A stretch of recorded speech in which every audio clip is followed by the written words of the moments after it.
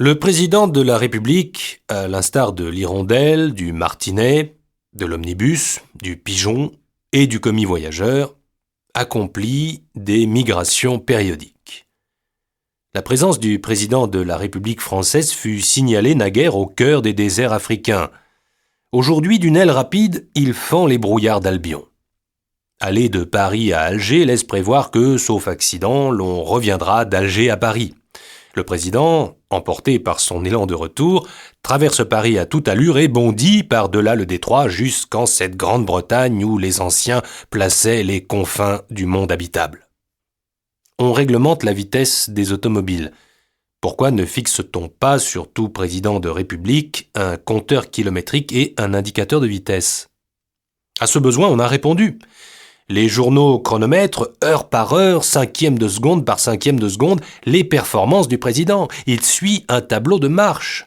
Les menus officiels qui lui permettent de se maintenir en si belle forme sont analysés avec un soin jaloux. L'opinion publique et les larmes d'allégresse de la France homologuent ces records. D'après les données actuelles de la science et nos personnelles observations, les migrations du président n'obéissent point à un bas instinct de conservation ou de confortable comme celle des oiseaux qui partent au midi quand il fait froid pour avoir chaud et au nord quand il fait chaud pour être au frais. Il y a des esprits exagérés qui vont au pôle, mais pas trop près de peur de geler, pas plus qu'on ne va de peur de cuisson trop près d'un poêle. Mais voilà, ils voudraient ne passer en ces latitudes à sorbet et à scorbut que juillet et août, et il faut 2 ans pour ce voyage. Le président n'obéit point à la température, mais à la pesanteur. Il oscille tel un pendule de ci et de là avec Paris pour centre. Ceci explique qu'un balancement l'est envoyé en Algérie et que l'élan du retour le rejette, brûlant sa bonne métropole, jusqu'à Londres. On se rappelle l'expérience de Foucault au Panthéon. Le pendule passe par un tas de points qui n'avaient pas été prévus dans son premier itinéraire. Et voilà pourquoi la Terre tourne. La tête de l'observateur tournerait à moins. Il est grandiose de renouveler l'expérience de Foucault avec un président de République. Il passe au cours de ces oscillations par toutes les capitales. Autre similitude, comme le pendule ou la pendule, le président ne marche que pendant un temps donné. Après il s'arrête, et on le remonte, ou c'en est un autre.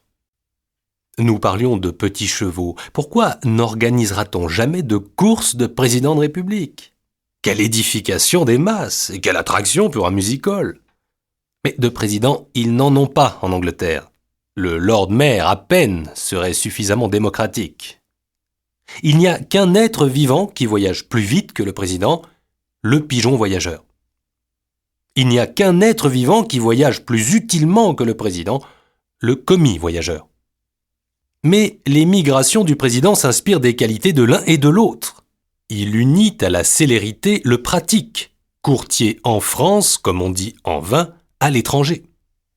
Le président de la République, voyageant sans cesse, préside ainsi mieux. Il voit sa République du dehors. Qui dit de loin dit de haut. Le président de la République est le seul qui ne fourre point son nez dans cette chose publique. À quand un tout petit progrès ? Le président étranger. On sera sûr ainsi qu'il saura la langue au moins d'un des pays qu'il explore. Ou mieux, le président de la République française nègre.